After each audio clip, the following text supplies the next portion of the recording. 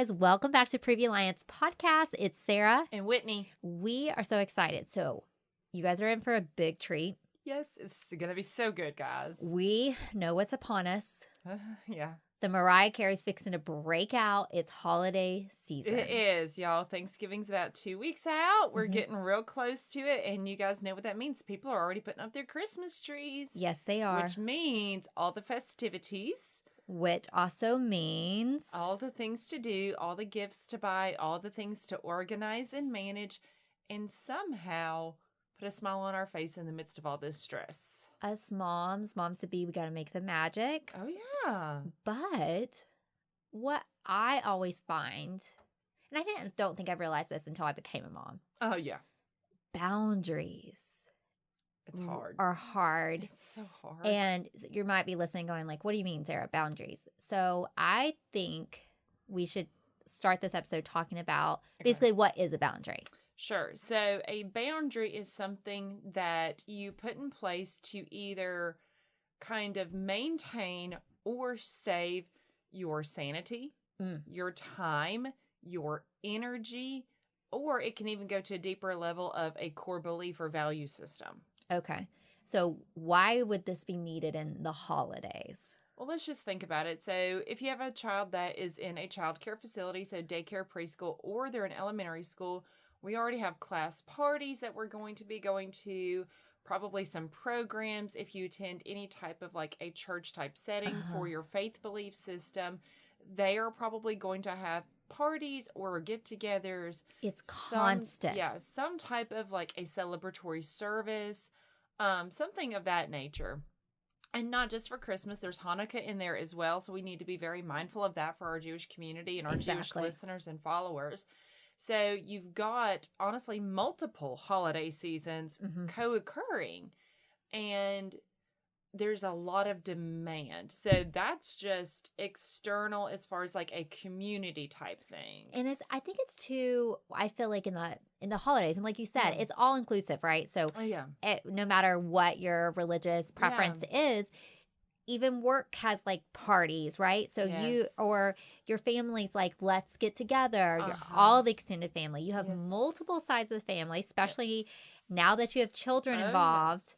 Maybe before kids, I think I could have bowed out of some of the family activities, but now, so much. Now kids come in. And now that we are in a point in COVID where things are getting back to pre-COVID normal, like celebrations and get-togethers and things of that nature. There's more expectation and kind of like, let's do it this year because we can finally do it. Yes. You know, we have so many other mitigating, resources available to us, which is good. I'm not saying it's not. But again, going back to pre-COVID expectations or standards from our family. So again, you've got the community aspect of, churches, synagogues, things of that nature, schools, work, all of that. But then we throw family in the mix. Oh boy. And like you mentioned, we have extended family. So for example, I have my parents, okay? Right. And I have my mom's side of the family, my dad's side of the family, plus getting together with my parents. So that's 3. Yeah. Okay. So then my husband's parents are divorced. So then they kind of split. Yes. So then you've also got, so his dad and stepmom, we get together with them, but then we've got his mom's side of the family. Well, then his dad's side of the family also does like the extended cousin get together. So that's 6 right out of the gate, not including my family with my husband and girls. So we have 7 family things to do within the month of December, really within 3 weeks of December, because December 25th is Christmas. And that's what I think as a kid growing up, I remember going to like you just said, my dad's side, my mom's side, then having our special thing. And I was like, oh, okay. But now that I'm a mom, I just feel so overwhelmed and exhausted by it. It's a lot of organization. It's a lot of planning. It's a lot of, again, almost like the invisible load of motherhood. It's like being times 1,000 super mom during the holidays. And it all kind of, we talked about default parenting before. Yes. And I feel like default holiday parent. It's so hard. So hard. So let's get into some situations. Okay. So let's say, let's take your family for example. Yes. Your You're tired. You've had some personal stuff going on recently. That Listeners, my life has been a dumpster fire for 3 weeks straight. Really for about 2 months, but 3 weeks Whitney's straight. been through it. Like, I just have wanted to crawl under a rock if I can be an honest therapist. And I've had my own therapy appointment. Let me throw that out there. I had my own appointment because I needed it. So no shame. No shame, listeners. And your running has been fantastic because you've been running still. And that's what I texted her. I was like, are you still running? And she's like, yes. Trying to, as best I can. Mm-hmm. Doing what I can. So so let's say your mental space and capacity right now, you're tired. Oh, I'm exhausted in every sense of the word. So going to 6 holiday functions to you. I want to sit down and cry just thinking about it. Right. So if you decide I'm tapped out or this is not what's best for me and my mental health or my family. And here comes Aunt Brenda. I'm going to need Brenda to stay in her lane is what I'm going to need her to do. So how do our listeners, because everybody's getting an Aunt Brenda. Yeah. And especially if you have a new baby. So even we're speaking to like these newborn moms who it's exhausting to get out of the house. And if you're struggling mentally. Well, and honestly, feeding schedules or you're not comfortable getting out of the house and feeding in public, or if your baby's a reflux baby and you know that feeding process is stressful to you and lengthy, and you don't want to be in Aunt Brenda's closet while everybody else is like having that moment. So how do you say to Aunt Brenda, we're not coming this year? And so that is a very hard, delicate situation. I will say when my younger daughter was born, she was born in August of 2020, so COVID baby. So, by the time the holidays rolled around, she was only just turning 4 months old. Okay. And so this was like pre-COVID vaccine, pre-Paxlovid, really any good mitigation measures that we could have had. And so I just said, I'm not comfortable bringing my newborn around my family that I love because we just don't know. And that was also at the time where COVID could incubate for 2 weeks. And we just didn't know. We just didn't know. It was a very different virus at the time. And I had a newborn. And even now that we do know more, we're in RSV season, we're in flu season. Let me tell you, we spent 4 hours at Children's because they are so slammed with flu, strep, and RSV right now. They are flooded with it. So the moms who have if your baby has a complicated medical history, if they were premature, even if they don't, or even if they don't, you have that right. RSV is very scary for our young babies. And I think, and I got pushback with Will when, granted he was 6 weeks early, he was on an RSV prevention shot. Yeah. But I remember, wow. Yep, that's a whole thing. Our pediatrician had to fight the insurance company. I mean, this woman had to write novels to get this. It was, my kids are 5 and 2. Can I still get that for them? Because goodness gracious, you RSV had to is basically be to the insurance company going to die if you did not get this. So that's a whole soapbox we could get into one day, is fighting for what your kids need and the whole bureaucracy of it. But I remember I got pushback from some of my extended family. Yep. Why do you not want us to meet the baby? Oh, come on. It's not a big deal. Or, you know what? We'll all wash our hands. And I had to hold strong, but it made me feel bad. Yeah. Well, yeah, because that's gaslighting. Or they said, all your cousins bring their babies. Why not you? And I'm like, that's a guilt trip. Yeah. And that is gaslighting. And again, I want to put this out here, just because somebody gaslights you does not automatically make them a narcissist. Okay. Let's just throw that out. What is a narcissist? Let's bring it up, because everybody's probably like, oh my gosh, my aunt and my uncle. When you hear this term, you in your head has this person, you're like, that's why they are. So if we want to get real clinical here, and I'm going to try not to, just because I don't feel like our listeners want to hear the mumbo jumbo of it, but there is a diagnosis called narcissistic personality disorder. With that, you do have to meet several criteria to actually have the diagnosis of it. So most textbook narcissists, it's going to be someone that feels very grandiose about themselves. So they're all that. Oh, yeah, they have hung the moon and stars, and how dare you not give them the appropriate attention for them doing that. Okay. A lot of times they will make you feel bad for not doing something up to their standards. Okay. And that's very frequently, and it's going to be across the board of, you didn't load the dishwasher the right way, all the way to something big like, well, why would you buy that car? Okay. Why would you do that to me? So everything is an attack for them. So to a mom with a new baby, or if you just have your kid and you're like, I've been through it. I'm not comfortable. Or we can briefly touch on this one. I don't want them to be around so-and-so because now I'm recognizing that's inappropriate behavior around my children. Yeah. They're going to make you feel like something's wrong with you. Oh, absolutely. Absolutely. So, like that you are questioning your boundary. Mm-hmm. They're probably going to buck a boundary. Oh, for sure they will. Narcissists hate boundaries, and that's the best way to deal with a narcissist. Okay. Is to have a boundary in place. They will never own up to doing anything wrong. Okay. They will never apologize. They have no sense of empathy. Okay, so they can't even feel it. No. So you may have an aunt that's like, okay, I'm really sad that I don't get to see the baby, but I understand your point. Well, that's appropriate. Yeah. She can feel disappointed. That's not a bad thing that she feels disappointed. We understand that. But the caveat to that is she says, but I understand why. So it's difficult. Okay. It's not fun, but she has understanding and empathy, whereas a narcissist will not have empathy at all. Okay. Perfect. And they are the victim. So these moms who are already tired, we're done. We're exhausted. We've been through it. We're tapped out, and they're getting, what advice to keep them to not, I say give in is that's not a bad way, but just to buckle under that. Yeah. Yeah. So for moms, I would say figure out what your comfort level is. Okay. What are you willing to do? What are you not willing to do? What is something that you could compromise on? You and your significant other talk it out. Figure out those boundaries before you approach your family because you need your spouse or your significant other's support. That's a great point. You need that. You need a united front. So have that conversation beforehand. So maybe start now. Oh, absolutely. Me and my husband have already started trying to figure things out just because our Christmas will look a little bit different this year. Mm-hmm. Not to overshare listening family, but I had a death in the family, so things look very different for my mom and my parents. And so now I'm talking to my husband of, well, do we kind of break our traditions? And, are we there a little bit more for my parents and all those kinds of things? So start now. Figure out what you want to do. Figure out what is actually logistically feasible. Like, let's not drive across the state 15 times this year. Correct. So figure out, okay, do we have a health concern? Mm-hmm.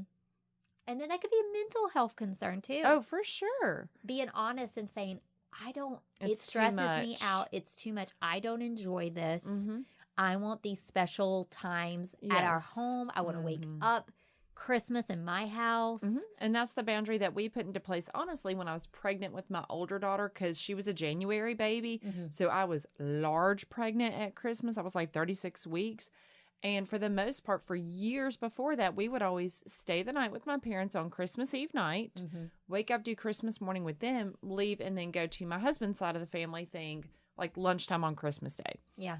But then when I was pregnant, I was like, I don't want to be that far away from my delivering hospital. Yeah. Because I was probably about an hour-ish away. Which that's to our pregnant moms too. Yeah. You can go ahead and set that boundary. Yeah. Hey, I'm very pregnant or I'm pregnant. Yeah. And what if you have had, with me, with my history of miscarriages, I wanted to be close to my doctor. Agreed. I did not want to be out of state. Yeah. Oh, absolutely. I didn't feel comfortable being an hour away from my hospital because at 36 weeks, I could have gone into labor. Yeah. Easily. I was born at 35 and 6. Yeah. Will was 34 weeks. So, easily I could have gone into labor. So that's when I said, I'm just not comfortable being that far away from my hospital for that long of a period of time.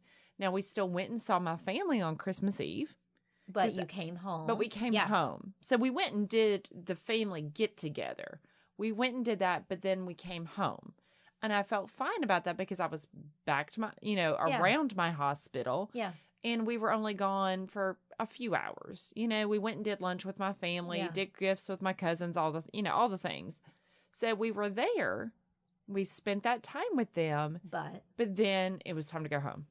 And I got to sleep in my own bed when I was a beached whale. Oh my God, the end of pregnancy. I guess it's just telling the moms, I don't think anybody has this conversation with your friends or until you're in the thick of it and you're like, now that I'm a mom or mom to be, things change. And I think it's hard for family to see that it's a transitional phase and that who you were before kids or being pregnant. We are not the same person. We're not the same. And now we have to kind of develop our own holiday traditions, boundaries, and protections for our family. Absolutely. And for your Aunt Brenda's out there who maybe it's so far gone, the early years of motherhood. Yeah. Or they just... I get it. I think some people are coming from a good place, right? Yes. And it's just, in my head, I was like, if this ruins our relationship because I do not feel comfortable for my kids' safety, that says more about our relationship than it does the situation. That would be a narcissistic red flag. So but did they shame me? Yes. And was I in the middle of postpartum depression during this? Gracious. Yes. Yeah. And I also still was suffering really bad from postpartum anxiety. Yeah. Well, and let's say this, when you put a boundary in place, it doesn't have to be confrontational. And I think that's what people if they've never had a boundary put on them from you, they think you're like bucking up to it. So let's almost role play a boundary being put in place. Okay, we're going to pretend you're Aunt Brenda and I'm me. And let's just say that I have a newborn-ish baby, 6 months old or less. Yes. And Christmas get together, there's like a dozen or more people there. So large gathering. Yes. We're talking extended family. And I say, hey, Aunt Brenda, I know that, everybody's really looking forward to the Christmas get together. However, because Annie is just so little, she doesn't have much of an immune system. We're not going to come this year just to protect her because the flu and RSV season is already so bad. We don't want her to get sick. Oh, Whitney. Okay, come on. All your cousins are bringing their babies. We haven't met the baby. I can call and see who's got the vaccine. What else do you want? Do you want us to wear a mask? Well, masking is great, and I really do appreciate that you would be willing to do that. However, we already know that our children's hospital is at 80% capacity, and she's so little, I'm really worried this could be detrimental. That's what our pediatrician has been telling us. You're going to break grandmother's heart. Well, and you know what? We will call grandma and we will figure out a time to meet with her separately. That way it's a little bit more of a controlled environment and we can do the same for you. But that large of a gathering is just not safe for our baby right now. Okay. Well, I'll just pray you change your mind. Okay. And that's okay. Yeah. You can end it like that. So it's not a fun conversation. No, it's not. And those conversations, and you know what? Some extended family called my parents and tried to shame them to shame me. And it just was, I remember that like very vividly. And so you're not going to walk away from that conversation feeling good. And that's okay. Let me just say that. I know that everybody wants a happy ending because we think a happy ending brings closure. You're not going to have warm fuzzies. Okay? Even if Aunt Brenda says, you know what, I'm really disappointed. I wanted to meet the baby, but I understand where you're coming from. That's even hard to hear. And again, if we're them to meet your baby. Yeah. And so again, it's not a personal attack for you to put this boundary in place. Even if Aunt Brenda has that empathy component, you still feel bad because you're like, man, I disappointed them. I'm disappointed that, it really just doesn't seem to be the right choice. Just know you're probably not going to feel great coming out of that conversation. That's appropriate. Give your voice journal. Yeah. This is where I would voice journal your feelings to give yourself that opportunity to process what is going on. And then remind yourself that while you don't feel great about that conversation, you're going to feel a little bit down, maybe a little frustrated, whatever. You're doing what is right for your child and for you. That's true. What about if your partner and you disagree? Oh, now that's super fun. I'm going to say it probably happens more times than not. Oh, yeah. Because another thing I don't think they talk about really well before marriage or marriage counseling or just reality is you kind of assume, I think you're going to go with your family and he thinks my family and then you're married and then it's one thing when you guys are just together, right? Yeah. Dating. Oh, absolutely. You can kind of say, okay, but again, here comes the kid and it's like. Yes, it's so different. Boom, drop. Yes. What do you do? So that is one of those, is there a way to compromise? So to give y'all a rundown of how bananas Christmas Eve and Christmas Day is for our families. So Christmas Eve day, we go to my husband's brother's house for his mom's side of the family get together. So we drive 45 minutes to their house. We do lunch and gifts with them. So we're there for a couple of hours.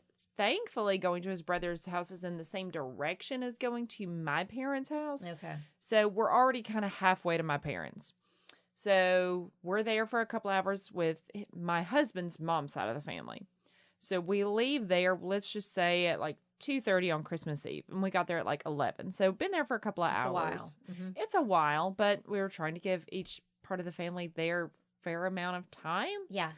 I hate to say it like that, but I don't know a better way to say it. It feels like that. It feels like, okay, we're having to divvy out our time. Let's celebrate here. Yeah. Okay, everybody feels good. All the emotions, needs met. Mm-hmm. We've done all the things. So we leave from his brother's house, and then we go to my parents' house, which is probably another 45-minute, almost an hour drive to get there. So then we're with my parents and my mom's side of the family. Mm. And so, again, pre-kids, pre-pregnancy, we would stay the night with them just because it made life a little bit easier for us, truthfully. You've already, traveled up the road. Exactly. And so we're there with them. We'll say that we get there at 4, for example. We're there till about 7. Because, again, it's big family things. We're eating with them. We're doing gifts and blah, blah, blah, blah, blah. So we're doing all the things. Mm-hmm. All the things. So if we're leaving my parents' house at 7 to drive back to our house, we get back to our house at about 8:30. Remind listeners how old your girls are. I have a 2-year-old and a 5.5-year-old. So my 5-year-old will be just a few weeks shy of 6. And let's talk about how still need naps. Oh, overstimulation, over-sugared, all the things. And yet I still also want to create the Santa magic. So it's like... This ain't like you hauling around teenagers, which, let's be honest, teenagers aren't easy either. No, but at least they can take themselves to the bathroom and all the things. It's just a little bit easier. This is a whole... You're Santa on a sleigh delivering patients. Yes, 110%. And so then it's like, we got to get the kids in bed, somehow settle them down after this day of overstimulation, and it's Santa's coming and excitement. Routine's broken. Oh, routine is just gone. It's out the window. What are we talking about? But then they're also excited because Santa and Christmas, because we've played it up, because we're moms, we want the magic. We want the magic. Okay, we want that. So then we get the kids to bed somehow. Not great. What do you do? Then we do Santa and we put things together, which I will say this, if anyone ever has the opportunity to do this, I've done this for years. Take a day off work when your kid is at daycare, school, whatever. Put your toys together that day and hide them. And just have we have a shed where we just keep our lawn stuff, like our lawnmower and stuff. You hide it. I hide it in there because my kids don't really go there. They don't really pay attention to that little shed out in the yard. Yeah. And... okay, cool. They don't pay enough attention to it to think, oh, let me go look for toys there. That's a mom tip right there. So we know it's going to be stressful and we know it's going to be hard. So do what you can ahead of time. Control some of the controllable-ish. There's also a lot of churches in our area. And sometimes I see some college girls hustling and they will wrap your presents and put presents together for you for a small fee. I'm willing to pay it. And I'm at that point where I'm willing to pay. They make the bows prettier than I do. Oh, yeah. I don't have that gift. So if you can do something ahead of time. Yeah. But if not, we're all probably up Christmas Eve. Till about 2 in the morning on Christmas Day, and then our kids are up at 5. They're up or they're attempting to escape their bedroom multiple times to hear for Santa. Yeah, of course, naturally.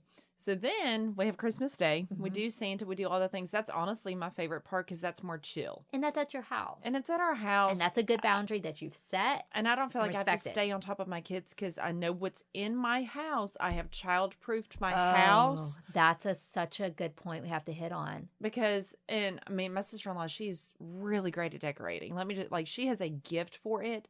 But she probably has maybe 4 or 5 Christmas trees in her house. And I'm constantly on my 2-year-old of, don't get the ornament. It'll break. It'll break. It'll break. That's so stressful. It's very stressful because I'm constantly don't do this. Don't do that. And she's 2. Well, and it's not their house. It's not their norm. So they're super intrigued by it. Yes. And let's be honest, all the oohs and ahs and the lights. Oh, yeah. And then when you're visiting family and they're not in the same stage of life as you are, they can have the crystal out.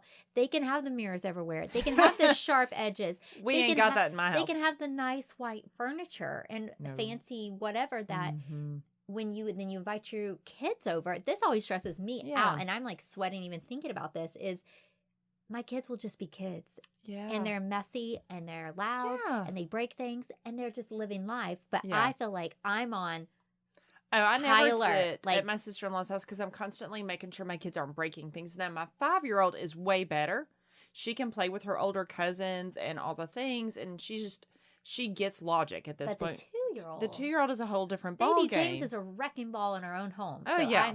I'm like terrified. Yeah, but at that same time, that's why Christmas morning, way better. It's our own home. I know that there's probably not anything they can, like, they're just used to it. And you have a sense of control over it. Oh, for sure. And comfort. But then that afternoon, we have to drive again another about 45 minutes to my husband's aunt's house to do Christmas with his dad's side of the family.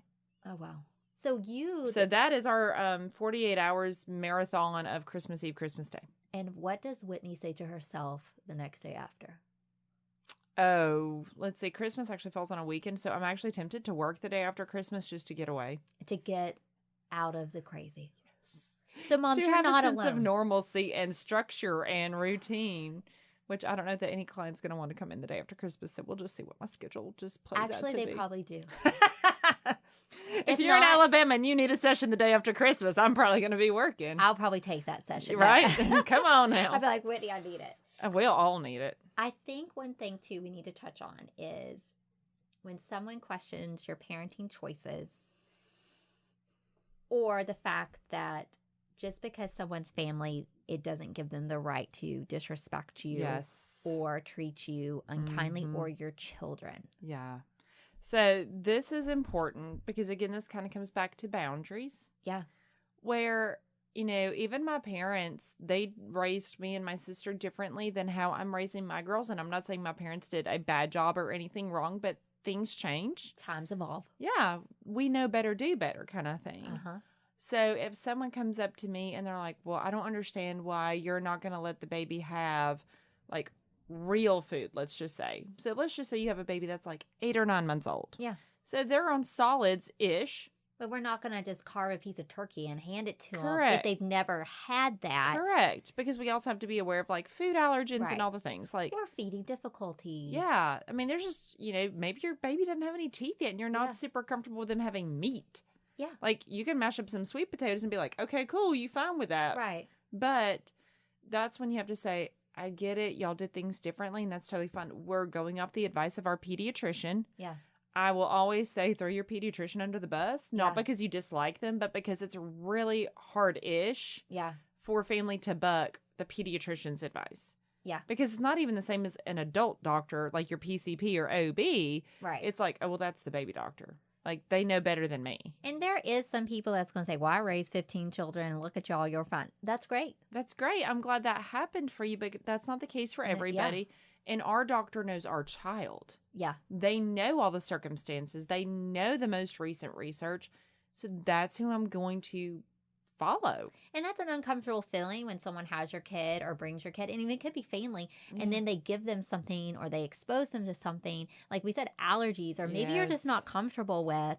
Yeah. And it can be anything from food to like seeing something or hearing something or inappropriate. Especially if you have a wide spectrum of cousin ages. And I think that's hard is because extended families Parent different. And kids are just at different developmental stages. Like, again, not to throw this side of the family under the bus, but my husband's brother and sister-in-law, well, their oldest daughter is a senior in high school. That's the same on like my dad's side. It's we literally have, and she's very responsible. Like, she's an extremely responsible child, and I know that she would never expose my kids to anything inappropriate. But at the same time, she can handle things that my 5-year-old can't. Exactly. So you know what I mean? Like, there are things that are more age appropriate for the 18-year-old than it is for my 5-year-old. And so if I had a concern, that would be one of those, I would ask my husband, hey, do you mind talking to your brother and making sure that so-and-so doesn't have their iPad out around Sydney, for example. Not saying that she can't go to her room and be on, or just even being on a different side of the room than my child with her iPad. It's what's on that iPad that you don't want these little eyes. Even if she's scrolling Instagram. Because any social media will just pop things in. Those ads. And you have to be very, very mindful. Very mindful. And again, that child's 18. Yeah. She can swipe by and be like, oh, that's not appropriate. Let me keep going. Right. She has the ability to do that. My child's not there yet. Right. Okay. Her frontal cortex is not anywhere near as developed as the 18-year-old. We don't need that stuff in there. Correct. So that is one of those where if there is a good relationship, and let's just say it's on your significant other side of the family, you say, hey, will you have a talk with your brother about blah, blah, blah, blah, blah. Or like I have a pretty decent relationship with my sister-in-law. I could approach her and say, hey, I know she is probably going to have her iPad out. I'm fine with that. But will you just let her know to not have it around Sydney, for example? Yeah. And she'd be like, okay, cool. Yeah. Not a big deal. Just not saying don't let your child have it. It's just, can we just be aware? My 5-year-old's going to, idolize this, probably the older cousin, want to be everything like it. And just, an 18-year-old's not going to be like, yeah, a 5-year-old shouldn't see that. Exactly. And I don't want to put that responsibility on an 18-year-old child because it's not theirs. It's not appropriate. Yeah.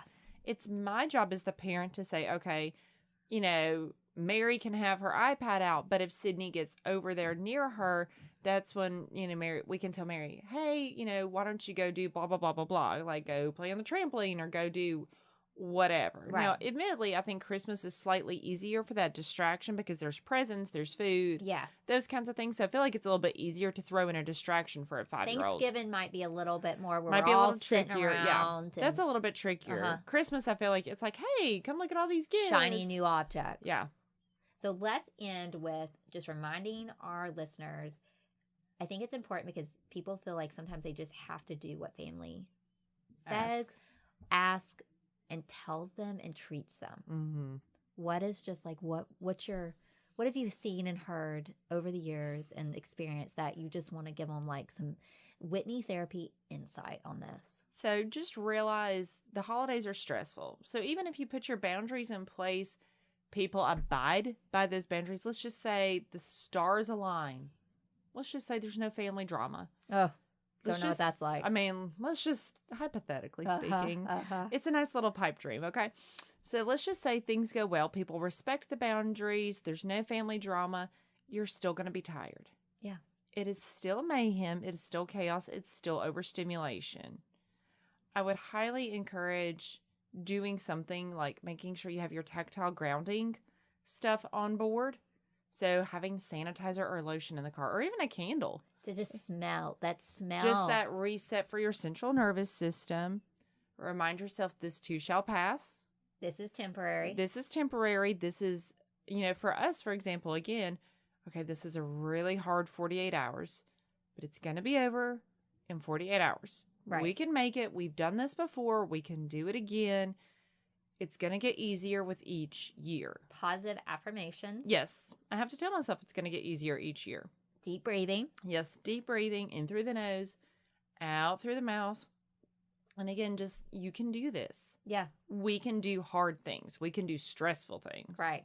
And it's the boundary. I'm so big on it now that you've taught me this, but I don't think people are supposed to necessarily like your boundary. No. And that's okay. Yeah.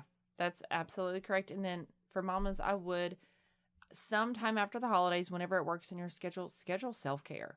Whether that means a therapy appointment, whether that means nails, whether that means lunch by yourself, whatever that self-care looks like, schedule that after the holidays because you're going to need it. And outsource what you can.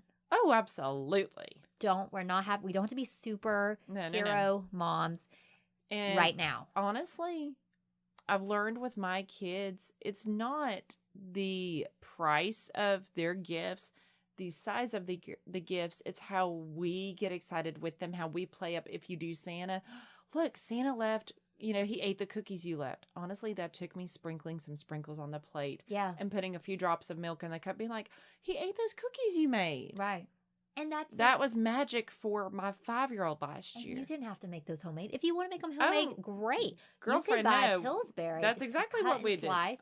You're still a great magical mom. So don't, with this coming up with our boundaries with our family, it's going to be pushback. It's going to, like Whitney said, you're not going to leave every conversation feeling like, oh my gosh, Aunt Brenda totally understood. People ain't going to understand, and that's okay. Yeah. And like we said, we talked about narcissistic qualities. We all may have some of those in our family. Yeah. And we all have some that maybe just are stuck in generational cycles. Agreed. But at the end of the day, we want you guys to do what you need to do for your mental health as moms. And feel confident. Yeah, comfortable, confident, and say, I got this. And you know what? You're in charge of you and your family, and we're here. And it's okay if you do things differently than what your family has done for the past however many years. Amen. It's okay. It's not a bad thing. All right, guys, we've got so much more of this holiday series. You're going to get to hear different topics. We got you. We're going to get through it together. Yes, we got y'all. All right, till next time. All right, see y'all. Maternal mental health is as important as physical health. The Preview Alliance podcast was created for and by moms dealing with postpartum depression and all its variables, like anxiety, anger, and even apathy. Hosted by CEO, founder Sarah Parkhurst and licensed clinical social worker Whitney Gay, each episode focused on specific issues relevant to pregnancy and postpartum. Join us and hear how other moms have overcome mental health challenges, as well as access tips and suggestions on dealing with your own challenges as moms. You can also browse our podcast library and listen to previous episodes at any time. Please know you're not alone on this journey. We're here to help.